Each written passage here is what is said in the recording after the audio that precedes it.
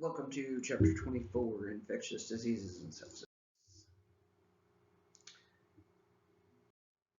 let's talk about some infectious diseases. So they can be bacterial, they can be viral, or they can come from other microbes. Communicable diseases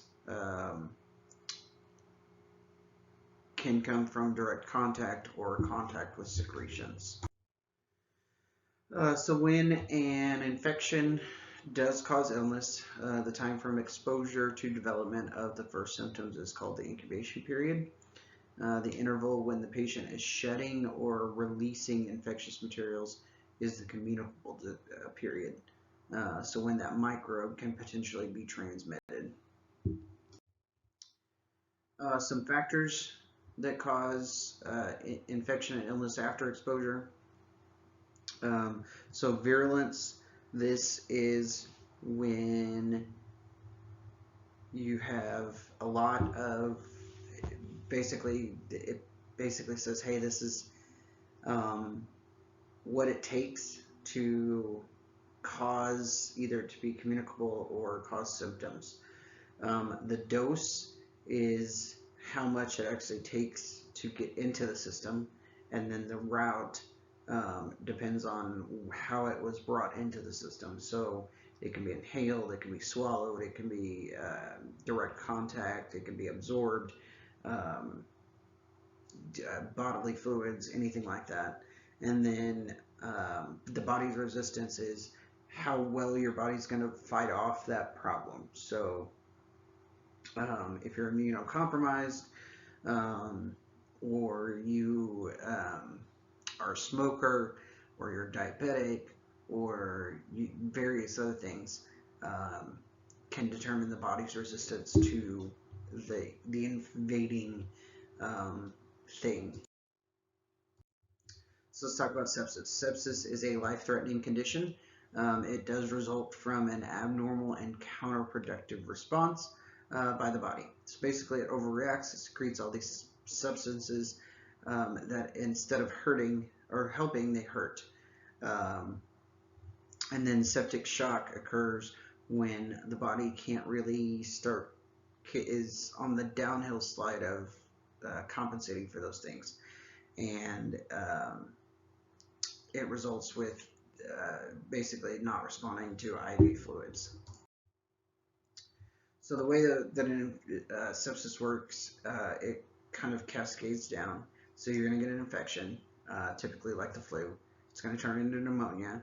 That pneumonia is going to go from just in the lungs to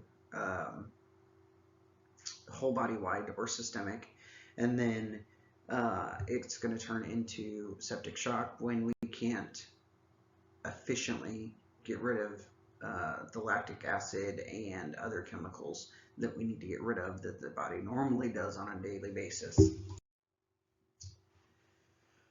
So locations likely to be associated with sepsis.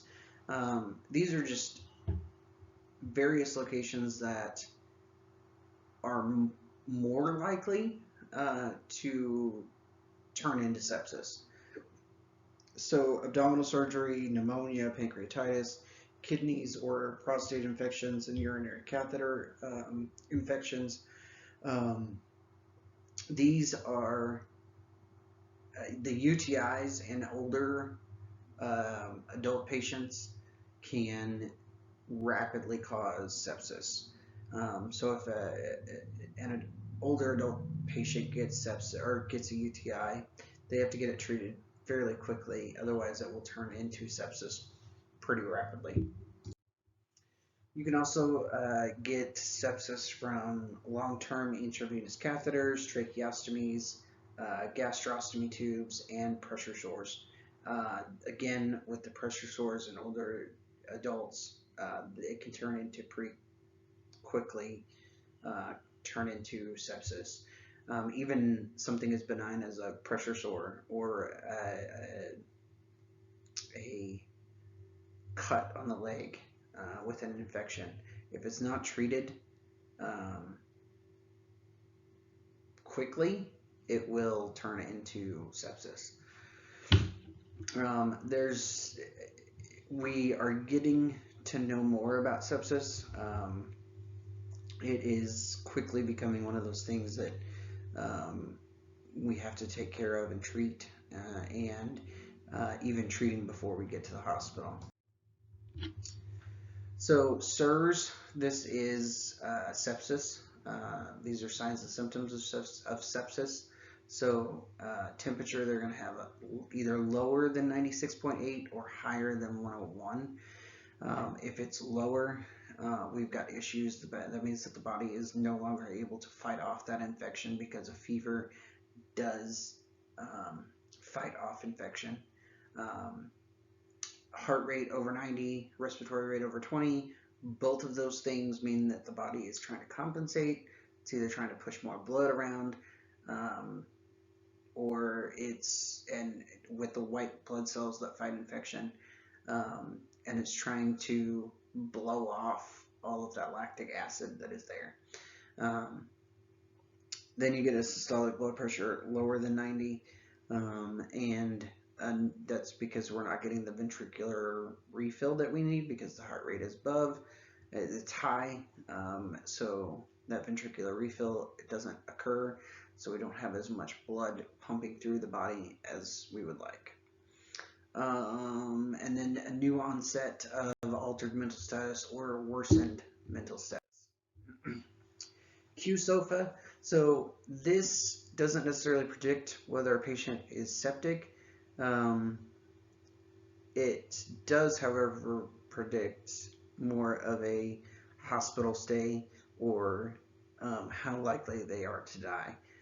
It takes into consideration all those things that the SIRS criteria, plus a couple other things like if they have an immunocompromised disease, or how far the infection has spread, and various things like that.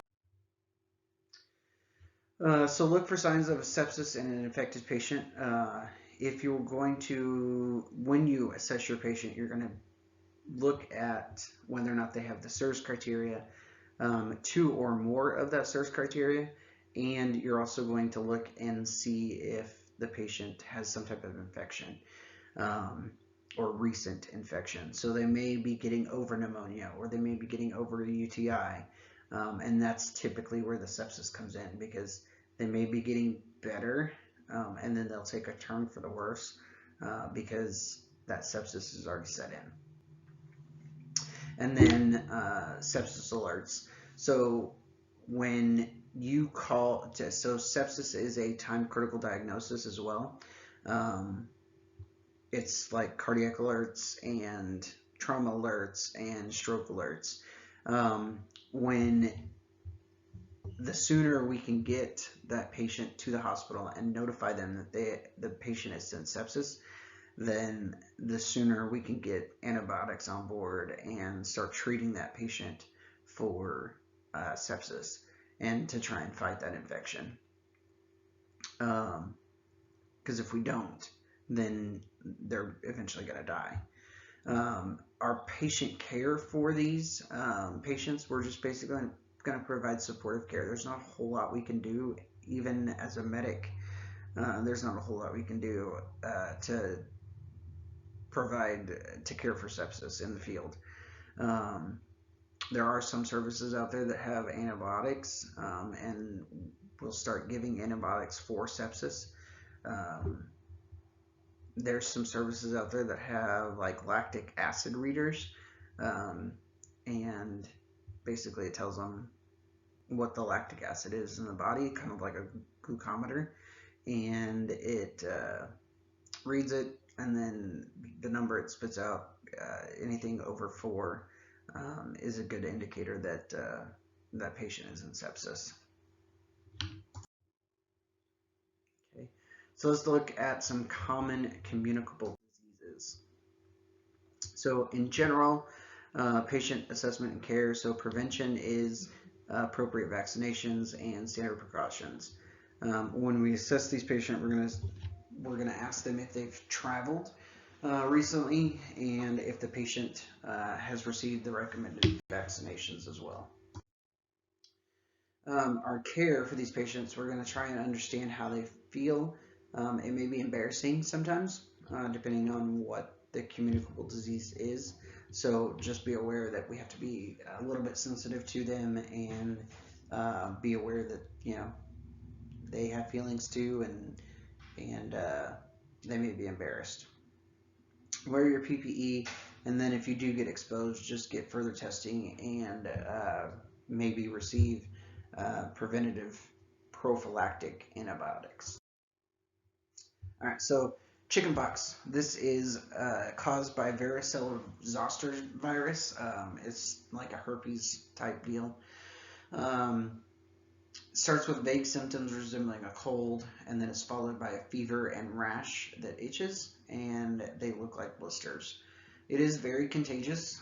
It does occur from direct person-to-person contact with either airborne from the rash on the skin or the mucous membranes. Dried scabs do not spread the disease.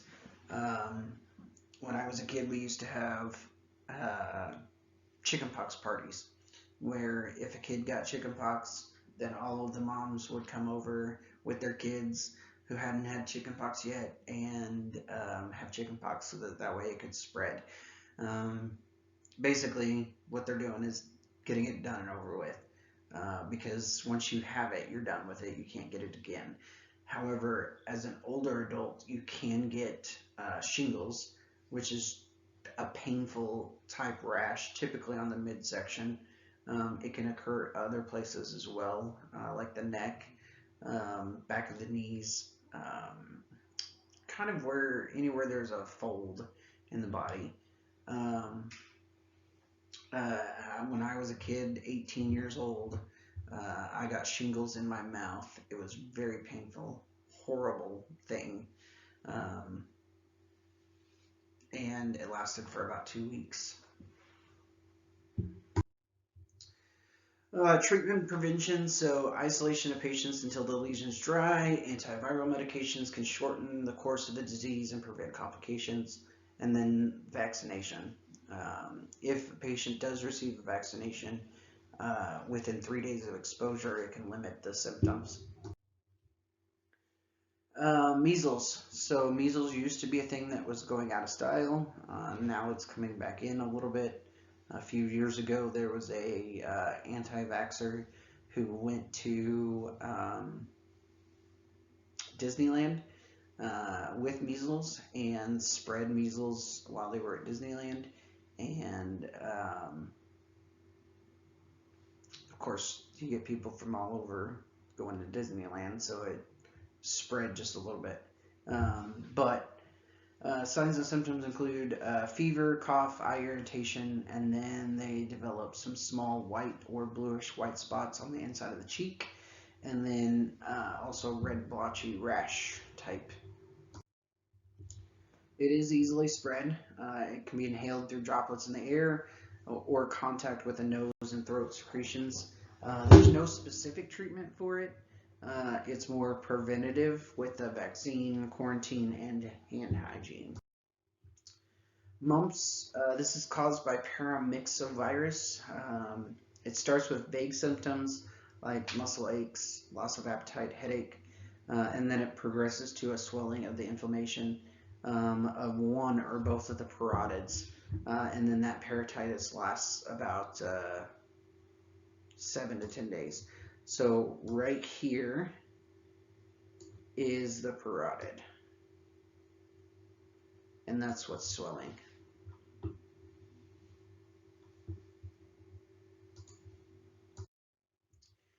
It is transmitted through droplets and direct contact with saliva.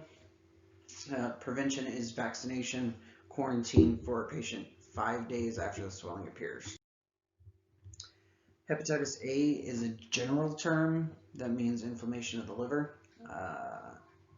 Signs and symptoms include fever, nausea, loss of appetite, malaise, abdominal pain, jaundice, and then general worse. And generally, it's worse in older adults. It is spread by the fecal-oral route, so you make sure that your cooks wash their hands.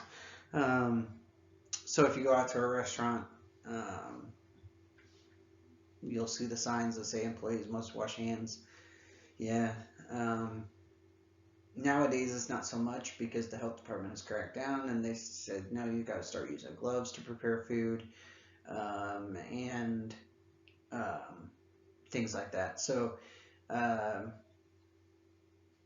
yeah, there is no specific treatment, and prevention is hand hygiene, proper food preparation, and vaccination.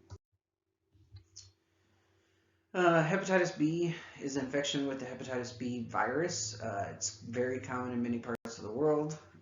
Nausea, vomiting, loss of appetite, vague abdominal pain that progresses to jaundice, and then younger patients have fewer or no symptoms, but much more likely to develop a chronic infection. It is transmitted through blood and any other fluid that contains blood, semen, cerebral spinal fluid, amniotic fluid, vaginal secretions, and some other fluids. This is anybody who works in healthcare is required by the CDC and OSHA to get Hep B vaccination, mainly because we work with all of these things. So there's no specific treatment. It is a vaccination. It's a 3-series vaccination, and proper decon of equipment after a call. And then if you are exposed with no vaccination, wash your hands with soap and water, or the site with soap and water, and then see a healthcare provider right away. Get the vaccination, and you'll probably also get some immune globulin injections. Hep C is very similar to Hep B. Again, all of the things: nausea, vomiting, loss of appetite, vague abdominal pain. It is transmitted through bloodborne, through shared needles. It is less commonly through sexual intercourse or childbirth. Safe medication regimens, but no vaccine. Basically, you can put the disease into a remissive state, kind of like cancer. It goes into remission. It's not like completely cured, but it goes into remission where it's not causing any problems. And that's what Hep C does, the medication that does it. And then prevention and standard precautions, proper use and disposal of sharps. HIV and AIDS. For some patients, they'll have flu-like symptoms within a week of infection, and then they'll have fever, sore throat, fatigue. It will then progress to AIDS, where the immune system has just basically gone away. It is characterized by opportunistic infections like pneumocystis carni, Kaposi sarcoma, and tuberculosis. Routes of transmission include shared needles, unprotected sex between men, any penetrative activity involving blood and semen, and then during delivery or breastfeeding from mom to newborn. Antiviral medications can help reduce and suppress the HIV viral load. Standard precautions for prevention and public measures to reduce shared needle use and promote condom use. There's also a medication out there that it's called PrEP. It basically, you've seen the commercials, it basically helps prevent the transmission of HIV and AIDS. Following significant exposure to blood or bodily fluids, wash the area and consult with a healthcare provider. Influenza, so common viral illnesses. Signs and symptoms include fever, non-productive cough, severe muscle ache, sore throat, headache, and severe weakness. It is spread by droplets or direct contact. Antiviral medications lessen the severity and shorten but they must be taken within 48 hours of symptom onset-ish, um, and like Tamiflu. Prevention is hand hygiene, surgical masks, and vaccination as well. Croup. This is also known as laryngotracheobronchitis. It is caused by human parainfluenza virus, or HPIV. Um, Inflammation and swelling of the larynx, trachea, and bronchi, difficulty breathing, various other signs and symptoms.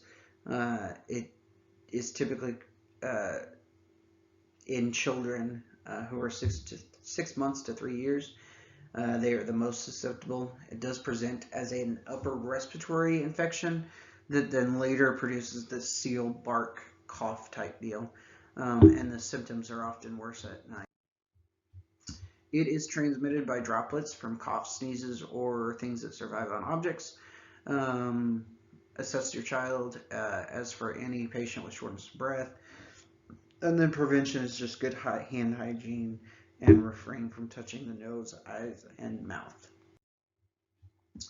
Pertussis, this is a whooping cough. It's a respiratory infection caused by Bordetella pertussis bacteria. Signs and symptoms include that it begins like an upper respiratory infection, so difficulty breathing, cough, shortness of breath, various other things, and it worsens into fits of uninterrupted coughing followed by a whooping sound on inspiration. It is spread by large droplets in the air. Treatment is with antibiotics, and prevention with a vaccine. There is a pertussis vaccine. And hand hygiene. Refrain from touching your nose, eyes, and mouth. If you are sick, don't touch your nose, eyes, and mouth. Pneumonia. So signs and symptoms include fever, chills, shortness of breath, tachypnea, pleuritic chest pain. They may have a productive cough. If it is a productive cough, you want to look at the color. If it's yellow or green, it means that they do have some type of infection. Inflammation is consolidated in part of the lung on an x-ray, and potential febrile seizures in young children and infants, and they may also have an altered mental status, which is common in elderly patients. On this x-ray in particular, over here on the right side of the body, so right here is where the infiltrates are. And this is the heart right here, and then your diaphragm. But this is where your infiltrates are. This is where the fluid basically is.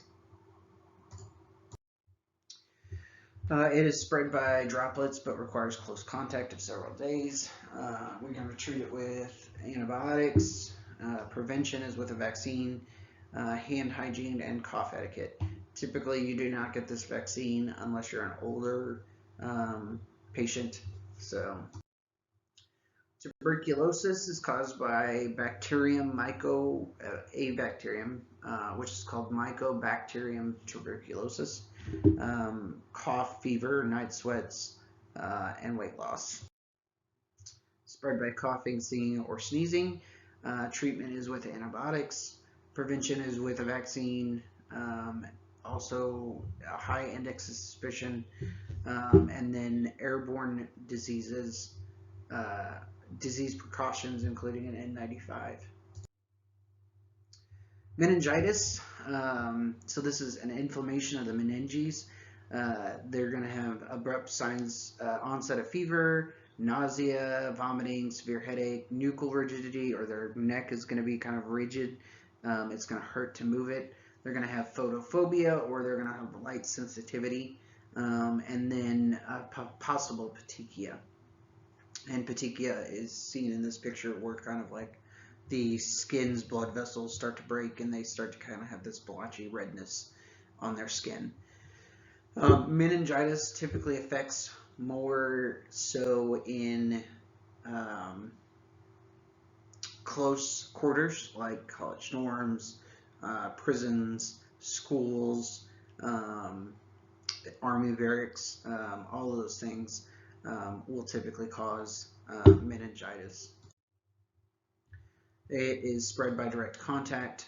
Treatment is with antibiotics, and you can prevent it with a vaccine.